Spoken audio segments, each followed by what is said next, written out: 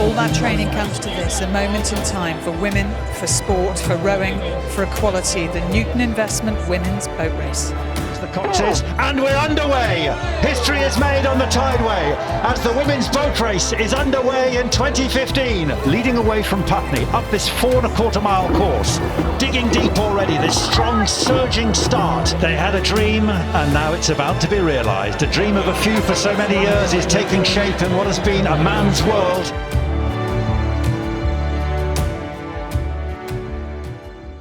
It's hard to believe that it's now been a decade since the women's boat race moved here to the championship course here in Putney. 2015, the first time ever the women's race was held here alongside the men's race on the embankment here in London. And I'm lucky enough to be joined by two members of the crews that raced there on that momentous occasion. Holly Hill, who was the sixth seat in the Cambridge women's crew, and Emily Reynolds, who was also the sixth seat, the opposite number in the Oxford crew. Now, Holly, again, 10 years ago now, yeah. I can't quite believe that we've come so far in 10 years, but for you, on the build-up to that move to the Tideway, it must have been a pretty special and momentous occasion.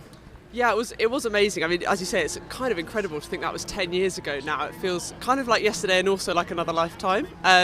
It was really special. I think the key thing I do remember from the build-up was remembering at the time kind of all the women that had come before us and how much effort had gone in over really a number of decades to get us to where we were. And then in some respects, we were the lucky ones that got to benefit from their endeavours. So it was both very exciting for us, and also we had a big bit of your brain that was thinking, don't let those girls down that have made it so that we've got this opportunity. But yeah, it was incredible. And Emily, you were sort of an international athlete coming over from the States to a race that I'm sure you heard many things about. What was it like as an American athlete arriving here in the UK to what was probably one of the biggest occasions in women's rowing at the time? Well, I just felt so lucky to have been doing a one-year course at Oxford, and it happened to be the year where the women were moving to the Tideway. So to be part of that was just incredible timing. And I think the experience of British rowing versus American rowing, rowing this is where it was born. And so to be part of this experience in England, in London, racing down this championship course is unlike anything you could ever do in the US in terms of racing. So to be part of it was absolutely incredible. And many people before you and after you, we're here today because we've got the trial-8s taking place. So that new generation of athletes going through what you did 10 years ago.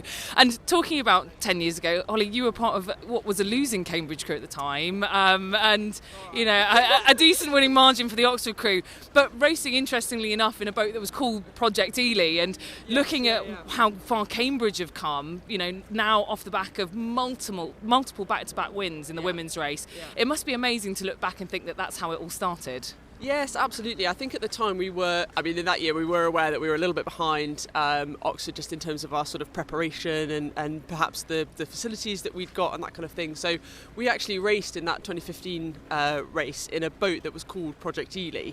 And I think it was the start of kind of building that new Cambridge legacy, starting up that new era.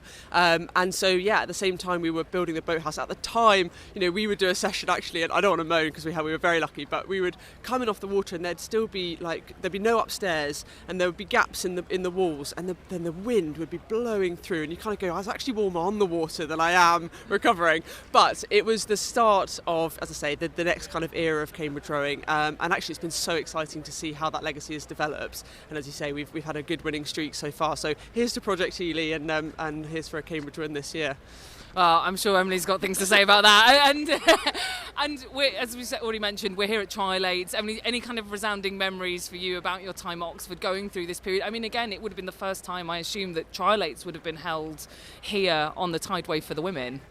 Yeah, I think the whole experience of racing on the Tideway, both trial-8s and then the build-up to the boat race, was just quite surreal. We never had, my previous racing experience was always racing every weekend, get out there, have a good race, go home. It was quite relaxed. And then here, the build-up was immense. And so to be part of that and just swept away with what that was, the anticipation going in, counting down the days until the big race, was just unlike anything else I've experienced. And how does it feel having been part of something that now, you know, the numbers of people that watch the boat race? I mean, even just here on the banks, it's 250,000 people that we've got standing alongside the river here, and even more obviously on television watching on the BBC. How does it feel to have started that movement off? Because, you know, prior to this, you know, the women's race wasn't televised. If anything, you know, it was just whoever was the friend's family going down to Henley-on-Thames to go and watch. So how does it now feel to have started that movement and seen how far it's come with the number of spectators that the women's race now gets? Yeah, well, I don't think I can take any credit for starting the movement, that's for sure. That started way before me, and as I say, we were just the lucky ones that got to really enjoy that first year, which was, I mean, it was absolutely ridiculous. You know, the sort of hype around it, the excitement, it was brilliant. But no, we obviously didn't start that. But I think just feeling like a little bit. I remember Matthew Pinson, I think, saying when he was commentating that it was just a little piece of history, and that is what it felt like. It felt like you were part of something bigger, and now to see the way it's developed, and actually women's sport in the UK as a whole. You know, you've got the Lionesses doing incredible things. You've got women all over the shop, just really taking sport to a new level. And so to be part of that sort of wider piece about women's sport and the progression of it through the years is very exciting. So yeah, a little piece of history. Thrilled to be part of it, and then very excited for the future. I don't know if you can hear it at home, but I've got the Oxford Cox in my ear, and I've just heard her say, let's do this for everyone who made this happen. Let's make history here today. So they know exactly what they're doing here today. They know that they have this race in the bag. There's nothing really that can go wrong for these Oxford women now, but they want to show how important this race is for them and for those, as they say, who made it happen.